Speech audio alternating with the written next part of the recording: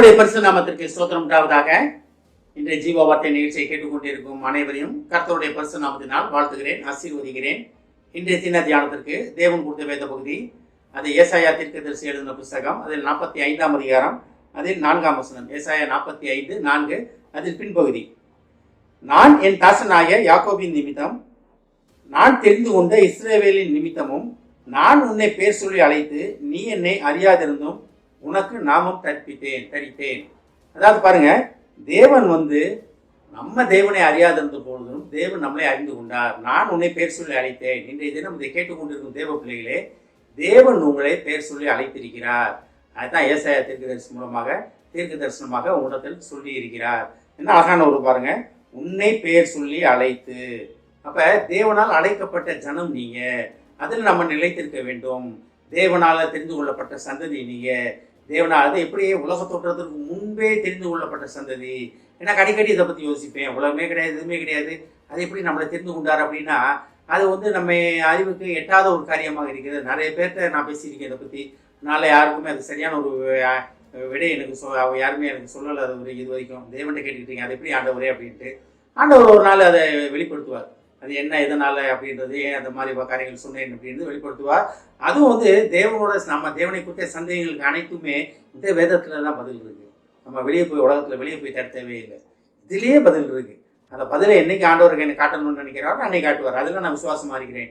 இதை கேட்டுக்கொண்டு தேவ பிள்ளைகளே, நீங்க தேவனால் பேர் சொல்லி தெரிந்து கொண்டு தேவனால் அழைக்கப்பட்ட பிள்ளைகள் நீங்க. அதாவது தாயின் கற்பத்தில், தாவீது சொல்றாரு, தாயின் கற்பத்திலிருந்து நான் உழுவும் பொழுது 9 சார்பில் விழுந்தேன் அப்படின்னு. அப்பேற்பட்ட மக்கள் நீங்க, அப்பேற்பட்ட சந்ததி நீங்க. அதான் பாருங்க, அதில் இப்போ என்ன அழகா சொல்றாங்க, நீ என்னை அறியாதிருந்தும். அப்ப நம்ம தேவனை அறியாதிருந்தும் அப்படின்னு இதுல வருது. ஆனா தேவனை அறியாதிருக்கிறோமா? நம்ம தேவனை அறிந்திருக்கிறோம், எல்லாத்துக்கும் தேவனை அறிந்திருக்கிறோம், உண்மைதான். ஆனா இதுல சொல்லப்படுகிற அறியாமல் இருக்கோம் அப்படின்னா என்ன அர்த்தம்னா, தேவன் நம்மளை அழைத்த நோக்கத்தை, தேவன் நம்மளை உலக தோற்றத்துக்கு முன்னாலே தெரிந்து கொண்டதை நம்ம அறியாமல் இருக்கிறோம்.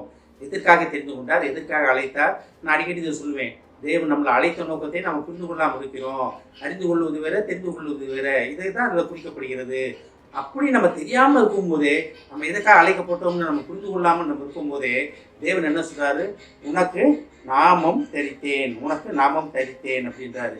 என்ன நாமம்? நீ தேவனுடைய பிள்ளைகள், நீ என்னுடையவன், நீ என்னுடைய மகள், என்னுடைய பிள்ளை அப்படின்னு நாமம் தரித்திருக்கப்பட்டிருக்கிறது. ஒருவேளை புதிய ஏற்பாட்டில் நம்ம பார்க்குறோம், இயேசு கிறிஸ்துவை பின்பற்றியும் போது கிறிஸ்தவர் அழைக்கப்பட்டாருன்னு அப்போஸ்தலர்ல படிக்கிறோம் நம்ம. ஆனால் இது முன்னாலே அதை பற்றி சொல்லப்பட்டிருக்கிறது. நம்ம அறியாதிருந்தும் நம்ம தேவனால் தெரிந்து கொள்ளப்பட்டு நம்ம தேவனுடைய பிள்ளைகள் என்று நாமும் அறிவிக்கப்பட்ட பிள்ளைகள் நம்ம. அப்ப நம்ம எப்பேற்பட்ட ஒரு அழைப்பு பெற்ற சந்ததி நம்ம. அது எதனால் இது நடக்குதுன்னு பாருங்க. நான் என் தாசன் ஆகிய யாக்கோபின் நிமித்தம். அப்ப யாக்கோபு யாரு? நமக்கு எல்லாமே தெரியும், ஆபிரகாம் சந்ததியில் வரவங்க தான் எல்லாமே. அப்ப நம்ம தெரிந்து கொள்ளப்பட்ட சந்ததியிலிருந்து அழைக்கப்பட்ட பிள்ளைகளாக இருக்கிறோம். அப்ப நிறைய நேரத்துல நம்ம அழைக்கப்பட்ட நோக்கத்தை புரிந்து கொள்ளாதனால்தான் இவ்வளவு பிரச்சனைகள் இருக்கு. இதை கேட்டுக்கொண்டு தேவ பிள்ளைகளே, நம்ம தேவனால் தெரிந்து கொள்ளப்பட்டு, அவரால் அழைக்கப்பட்டு, அவரால் பேர் சொல்லி அழைக்கப்பட்டு, அவரால் பேர் சூட்டப்பட்ட பிள்ளைகள் நம்ம. நம்மளோட பேர், ஒவ்வொருத்தரோட பேரும் தேவனால் கொடுக்கப்பட்ட பேர் தான். தேவனால் கொடுக்கப்பட்ட பேர் தான். ஒரு சின்ன சாட்சியா நான் சொல்றேன். எனக்கு ஒரு பேர் ஒன்று, எனக்கு வச்ச பேர் எங்க குடும்பத்தை யாருக்குமே கிடையாது. எங்க குடும்பத்தை யாருக்குமே இந்த பேர் கிடையாது. எங்க அப்பா பஸ்ல வரும்போது எனக்காக பேர் வைக்கிற நாளைக்கு அந்த பஸ்ல வரும்போது பஸ்ல யாரோ சொன்னது மாதிரி எங்க அப்பா உணர்ந்துருக்காங்க, இந்த பேரை வை அப்படின்னு. அப்ப நான் மட்டும் கிடையாது, எல்லாருமே உங்களுக்கும் அப்படிதான். எல்லாரும் பேர் சொல்லி அழைக்கப்பட்டவங்க. அப்போ ஒருவேளை நம்ம ஏன் இந்த மாதிரி நடந்துகிட்டு இருக்கு, ஏன் காலங்கள் இப்படி இருக்கு, ஏன் எனக்கு இப்படி போராட்டம் பார்த்து நினைச்சிட்டு இருக்கீங்களா?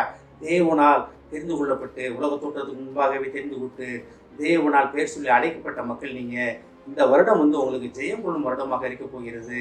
நீங்க இதுல மட்டும் நினைத்திருங்க, நான் தேவனால் தெரிந்து கொள்ளப்பட்டவன், தேவனால் பேர் சொல்லி அழைக்கப்பட்டவன், என் பேர், எனக்கு பேர் வச்சது தேவன் தான் பேர் வச்சிருக்காரு அப்படின்ற மட்டும் நினைத்திருங்க. அதை மட்டும் திருப்பி சொல்லிக்கிட்டு இருங்க.